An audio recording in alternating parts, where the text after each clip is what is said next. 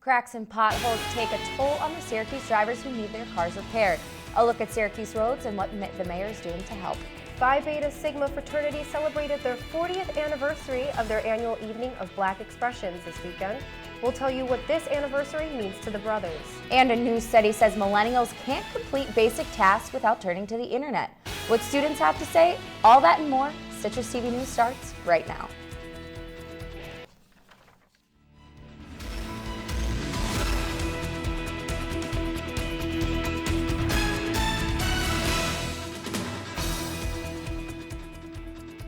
Welcome to Citrus TV News Live at 6. I'm Rachel Wolsky. And I'm Alex Resnick. Philanthropy Week begins at CUSE today. That's our top story.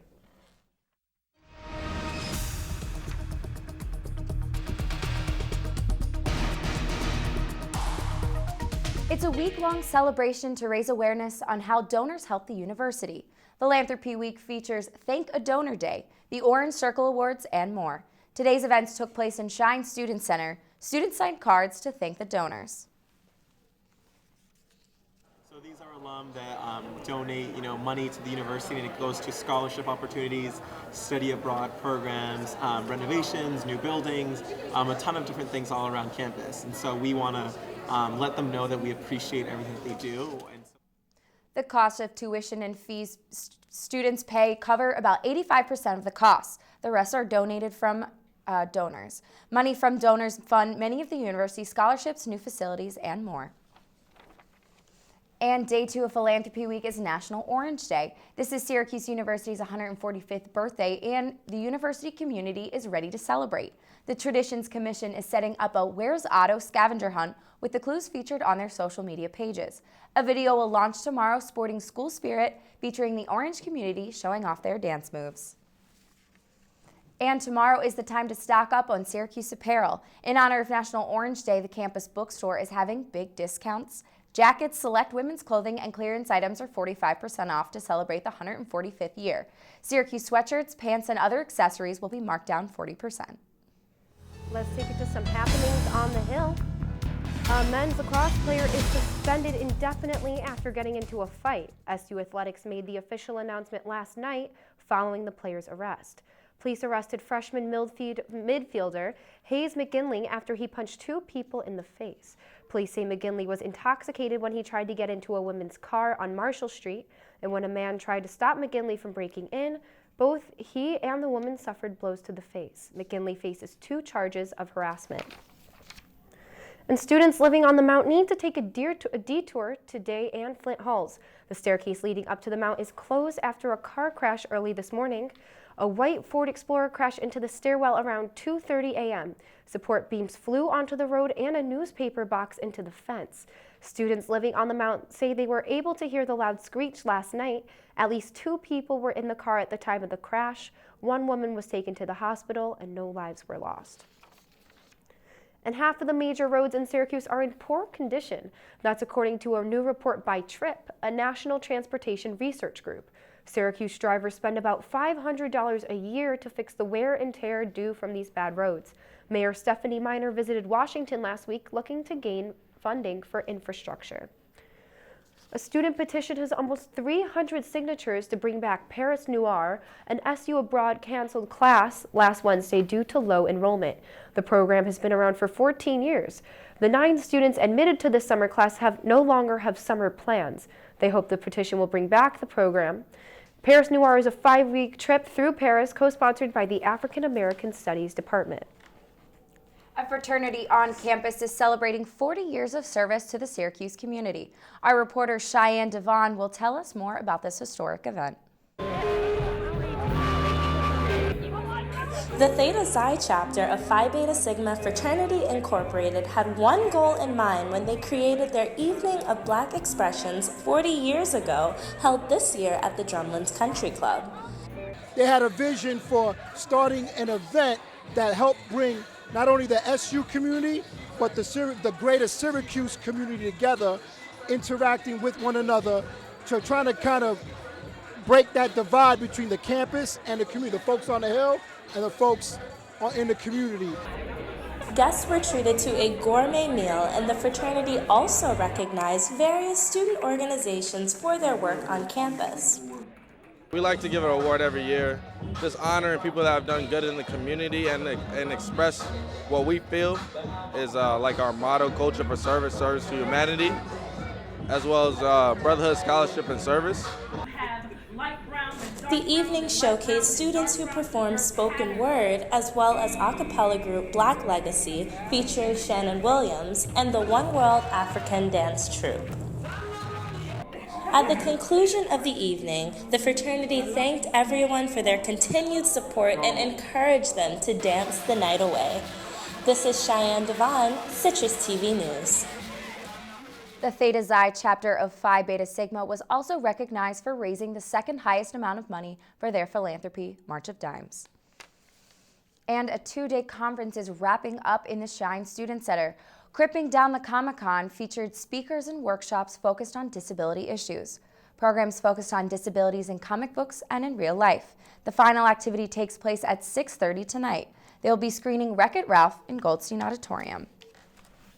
And when we come back, the presidential race begins as the first candidate throws his hat in the ring. We'll tell you what Ted Cruz said for the American people. But first, a new survey says millennials are dependent on the internet for basic skills. Students comment on whether our research ability is a strength or a weakness. Now, Jake, it's 12 degrees outside, or at least that's what it feels like, although it says 19 on the thermometer. How do you go around without a coat?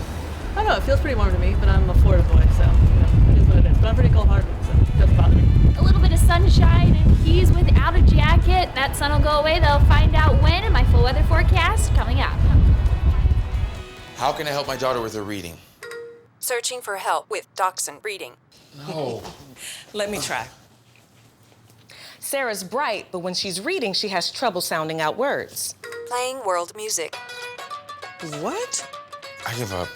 Wait, I was trying to show you how Sarah feels every day. Frustrating, isn't it? Redirecting to understood.org. Join parents and experts at understood.org, a free online resource about learning and attention issues to help your child thrive.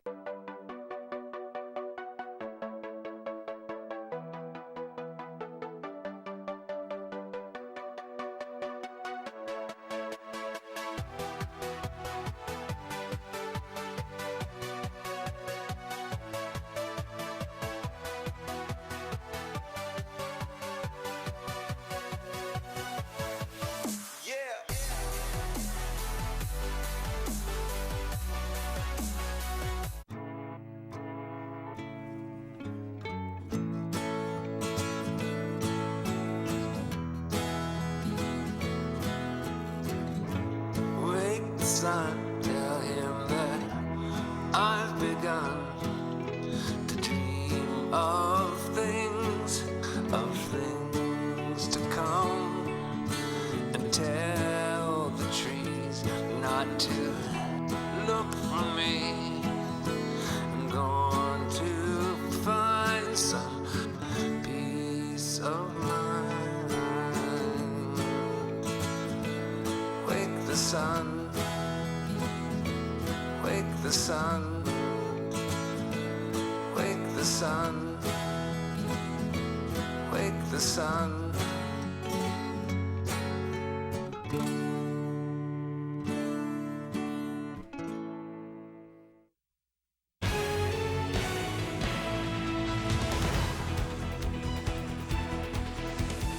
Welcome back to Citrus TV News, live at 6. American millennials have been getting some negative attention these past few days. A new report by a Princeton-based team finds people born after 1980 in this country are some of the world's least skilled people. Citrus TV's Josh Pazan tells us about the study's findings. Smartphones and laptops keep us connected to the internet almost 24 hours a day. I'm on it pretty much all the time, unless I'm sleeping. That can be a good thing. It's just kind of like your own computer in your pocket. You can access anything on your phone now, so it definitely makes things easier.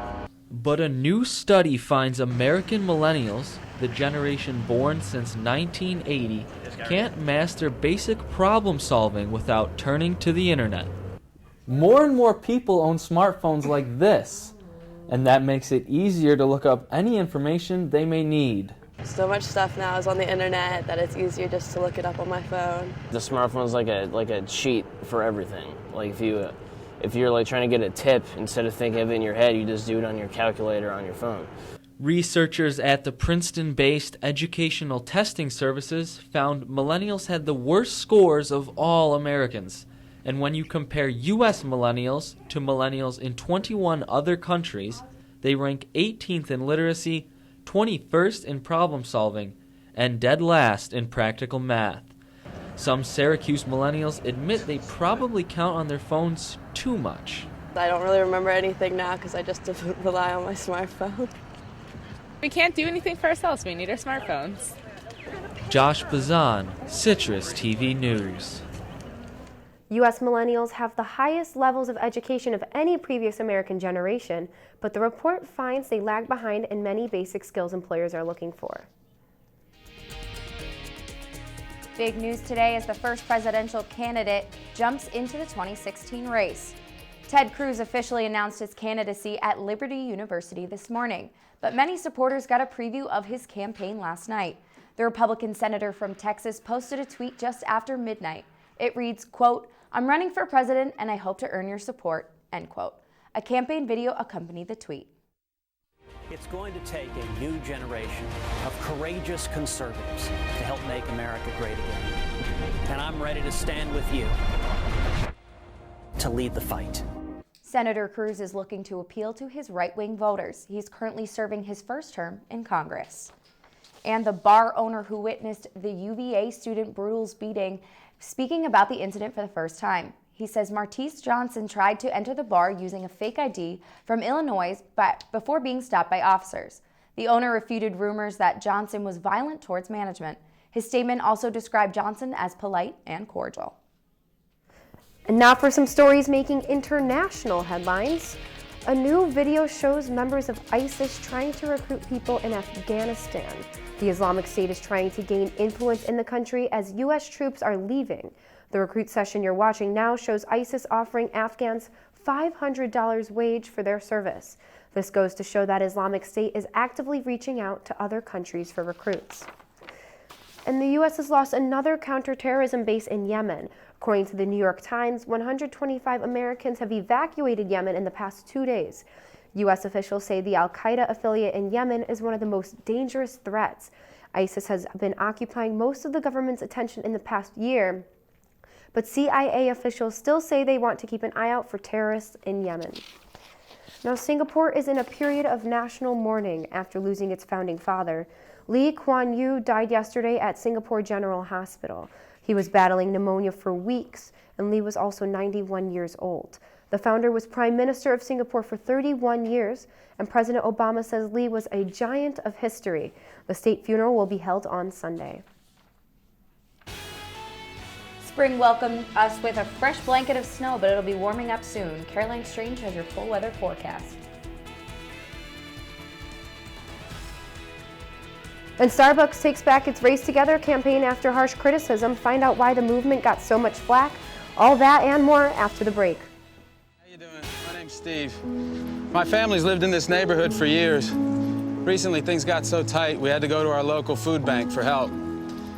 I lost a lot of sleep worrying about what the neighbors might think. That is until I saw them there, too. How'd I do, Steve? A little stiff. You could have done a little better. What? Come on. You know, I have an Academy Award. Yeah, but not for playing me. Play a role in ending hunger. Visit feedingamerica.org/hunger and find your local food bank.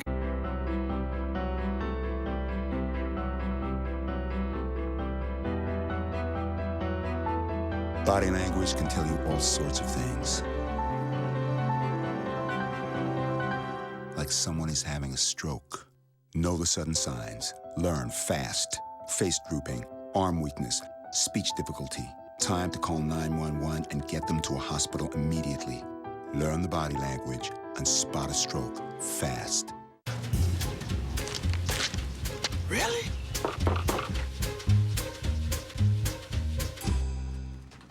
Buzz, what's up, man? You left some leaves burning out here. Yeah, I just came in just for a second. Come on, man. If it's too hot to touch, it's too hot to leave. You could torch the whole neighborhood. It's a good point there, Smokey. 9 out of 10 wildfires are caused by humans. Only you can prevent wildfires. Live at 6, here's a look at what the weather's been like today. It's currently 21 degrees outside and we do have mostly sunny skies. The sun certainly was peeking out today and you certainly had to have your sunglasses if you were outside at all. Winds have been pretty calm, they are gusting anywhere up to 10 miles an hour and it feels like we're down in the teens once again. Now compared to Mondays of the past, we are well below average. Usually it's around 46. We're even below our low for this time of the year and nowhere near what it was in 1938 when it was 81 degrees, but also not quite as bad as it was a few years before that. Looking at the current temperatures across the Northeast, we are one of the cooler parts of it as we have some cooler air coming in off of the lakes, and we saw that lake effect snow over the weekend. Towards the south, it's always going to be a little bit warmer, but we are expecting it to warm up a little bit more. Looking at our current Doppler radar, not a lot going on, not much rain expected for tonight or tomorrow. If we look out a little bit wider, this is some of that rain that we are expecting to hit us a little bit later in the week. Now tonight, we will have partly cloudy skies, although it should stay pretty clear. Our lows down around 10, and the winds will stay relatively calm at around 5 miles an hour. Now for tomorrow, we are expecting the sun to continue at least for a little bit. We have a high of 36, so hopefully it'll pick up a little bit more than it was today. And winds are going to stay relatively calm northwest at about 5 miles an hour. Now looking at our 5-day forecast, it's going to warm up a little bit more throughout the rest of the week, although we are expecting rain on Wednesday and Thursday, as well as a little bit of snow on Friday. Only a little bit of a chance, but we might see some more as we saw this last weekend with some of that lake effect snow showers. And then Saturday, it's going to be cloudy and it'll be cooling down as we have that rain and snow come through. So Caroline, it was the first day of spring a couple days ago. We see we're almost hitting 50 degrees, but when will we actually get that springtime weather? Probably, well, hopefully in April at least. Usually it warms up right around graduation, although we are below what we typically are at this time of the year. So hopefully in a couple of weeks it'll warm up some more. Now, I know a lot with this cold weather, these winds are coming in pretty hard and fast. Do you see these winds slowing down anytime soon to kind of make these cold days at least a little bit more bearable? Hopefully by the weekend it is going to cool down a little bit more and some of that rain and snow will bring those winds off of the lakes. But hopefully by next week, I don't know how much more I can say that. Hopefully in a few weeks it'll get warmer. All right, thanks so much, Thank Caroline. You. Starbucks' Race Together campaign was short-lived. The movement ended after just 1 week. Chief Executive Howard Schultz wanted his company to stimulate discussions about race, but critics say Starbucks took advantage of racial tensions to market its product. The campaign was described as opportunistic and inappropriate. Now, Uber reached a milestone last week, outnumbering yellow cabs in New York City. Now the Big Apple's taxi industry wants to stop Uber drivers from stealing their business. It's asking officials to conduct environmental and traffic studies on the ride-sharing app. The study will help the taxi industry force Uber into regulations that taxi companies need to follow. And today's an important day in the world of health news. It's been 1 year since the first confirmed case of Ebola broke out in West Africa. The recent Ebola outbreak is the largest documented in history. It's estimated that the virus infected 24,000 people with more than 10,000 deaths. Although the virus died down within the past few months, it's making a small comeback in a couple of countries. And Obamacare turns 5 years old today. The president says that more than 16 million Americans have been able to purchase health insurance since 2010. But the law's future impact is uncertain. The Supreme Court is currently reviewing the act's legality. The court should reach a verdict this summer. Taylor Swift is one step ahead of the game. The pop star has purchased some questionable internet domain names. Swift is now owner of taylorswift.porn and taylorswift.adult. As the internet expands its domain names, Swift wants her image to stay squeaky clean. And Chris Brown is finally off probation. It's been 6 years since police say he attacked then-girlfriend Rihanna. Brown was charged with assault and making criminal threats in 2009. He finished his sentence as of Friday. Coming up in sports, we'll have all the highlights from SU Lacrosse's big win over Duke. Plus, East Regional is all set for the Carrier Dome. We'll tell you who's visiting the Loud House this weekend. And we all know B.J. Johnson is transferring, but what school is he headed to? Find out next on Sports. I'll pack the dead batteries. Great. I'll only put what I don't need into a duffel bag. Perfect. That's totally unhelpful. No problem. Meanwhile, I will try to comfort everyone by speaking in a calm voice. And who is going to handle supplies? I can forget to do a list for us. Thanks, pal. We couldn't be any less prepared. I'm proud of you guys. Talk to your kids about who to call, where to meet, what to pack. Search Ready Kids at nyc.gov or call 311.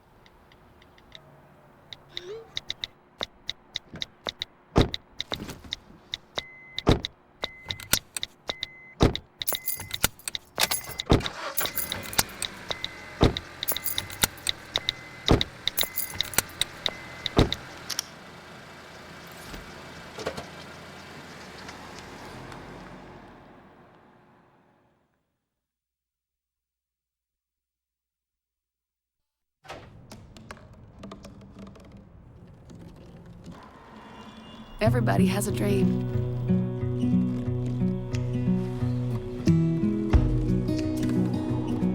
Mine was to see the ocean. And with a little help, I made it.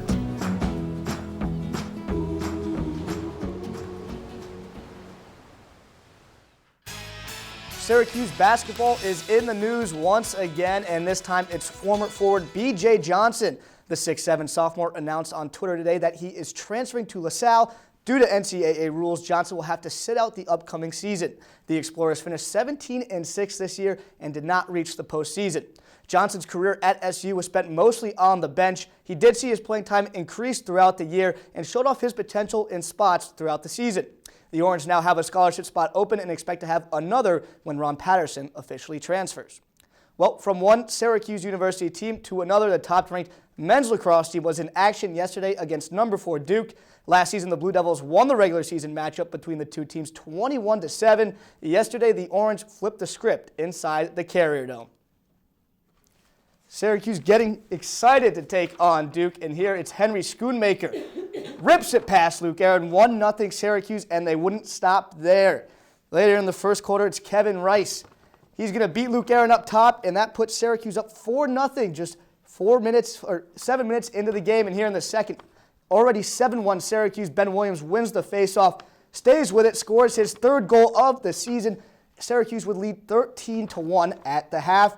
And here, Kevin Rice with his fourth goal of the game beats Aaron down low this time. That put Syracuse up 16-2, and Dylan Donahue just padding the stats. Fifth goal of the game. Syracuse takes this one 19-7, avenging last year's regular season loss. The Syracuse women's basketball team played number 1 seed South Carolina for the second time this season with a chance to make program history. Unfortunately, it did not go so well for the Orange. They did cut it to 5 in the first half, but after that, it was all South Carolina. They win big 97-68. Alexis Peterson had 23 points to mark her third straight game with more than 20, but it was not enough. Got to give a shout out to Coach Q and the team, though. Back-to-back NCAA tournament appearances.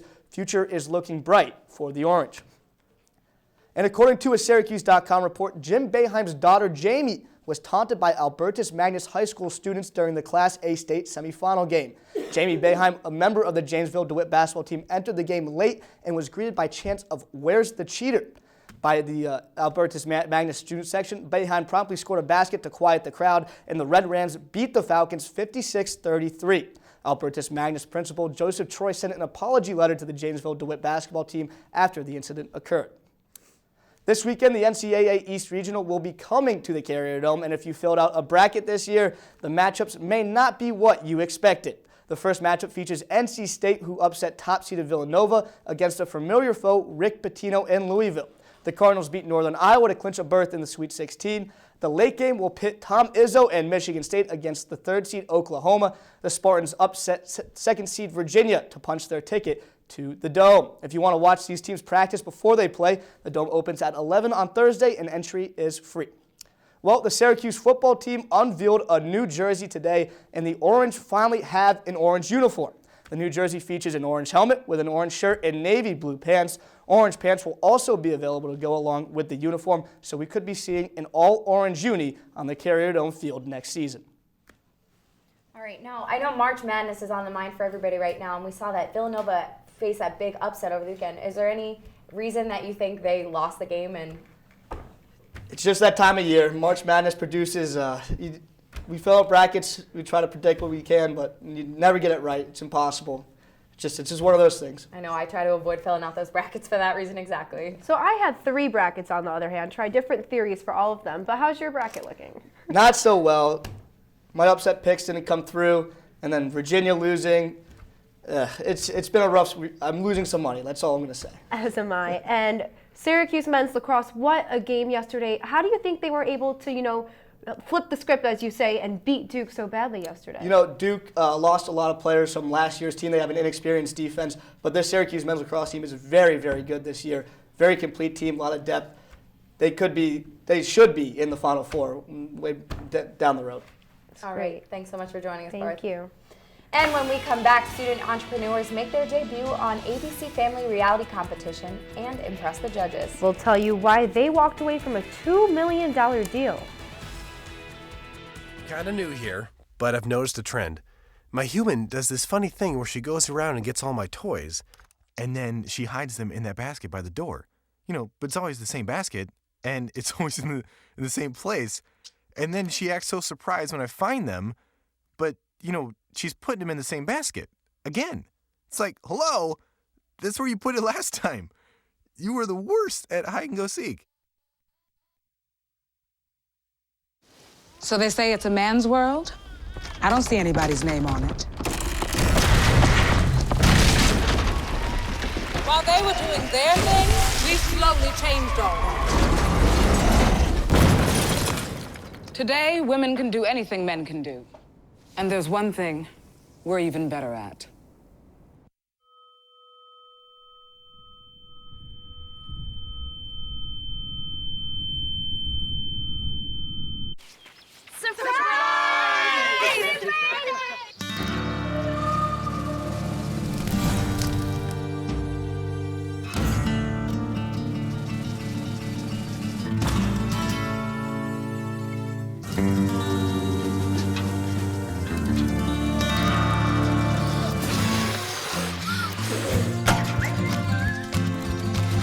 Preventing wildfires. That's all Smokey wants for his 70th birthday. All right, Caroline, I know tomorrow's National Orange Day, so besides our orange, what should we be wearing when we wake up tomorrow morning? Well, tomorrow morning it'll be right around what it is today, a little bit cooler, but we are expecting the temperatures to go up throughout the rest of the day and some of that sunshine, so make sure you have your sunglasses before you head out. All right, thanks so much. And SU grads declined a $2 million offer on ABC Family's hit show Shark Tank. Patrick Ambrom, co-founder of an online reputation management startup Brand Yourself, pitched the company to a group of investors this past Friday. After asking the Sharks for $2 million investment for 13.5% stake in the company, one of the Sharks countered the offer, asking for 25% stake. While Ambrom turned down the offer, more people have been reaching out to Brand Yourself since the show aired, giving a promising boost to the company's popularity. And that's all for Citrus TV News Live at 6. Tune into another episode of SA Today with Topher Lane. I'm Rachel Wolsky. And I'm Alex Resnick. Good night, Syracuse.